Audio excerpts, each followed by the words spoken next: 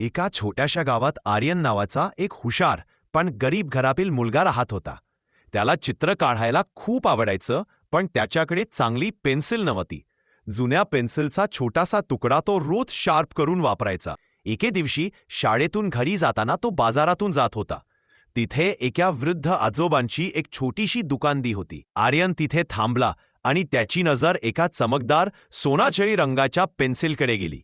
Pencil हातात घेताच ती हलकीशी उजळली.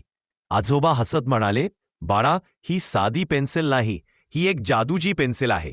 आर्यनने ती पेन्सिल घेतली आणि नम्रपणे धन्यवाद दिले. घरी पोहोचताच आर्यनने चित्र काढायला सुरुवात केली. त्याने एक ग्लास दूध काढलं आणि खरंच त्याच्या टेबलवर दुधाने भरलेला ग्लास रोहन उदास होता. त्याची पिशवी फाटली होती. आर्यनने जादूची पेन्सिल काढली आणि सुंदर मजबूत अशा पिशवीचं चित्र रेखाटलं. क्षणात रोहनच्या समोर ती खऱ्या पिशवीप्रमाणे प्रकट झाली. रोहनच्या डोळ्यात आनंदाश्रू उभे राहिले. हळूहळू आर्यन आपल्या जादूची पेन्सिल वापरून गावातील लोकांना मदत करू लागला. एका रात्री तो आर्यनच्या घरात चोरीने शिरला आणि जादूची पेन्सिल चोरून नेली. त्याने महाल, गाडी, सोने सगळे रेखाटलं, तरी काहीच नाही. तो चिडून ओरडला, "ही पेन्सिल तर खराब आहे."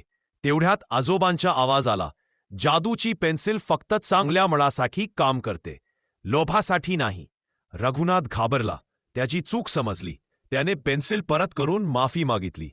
शेवट, जादूमध्येच नाही तर मनातही शक्ती असते. आर्यनने हसत पेन्सिल परत घेतली आणि नेहमीप्रमाणे लोकांना मदत करत राहिला.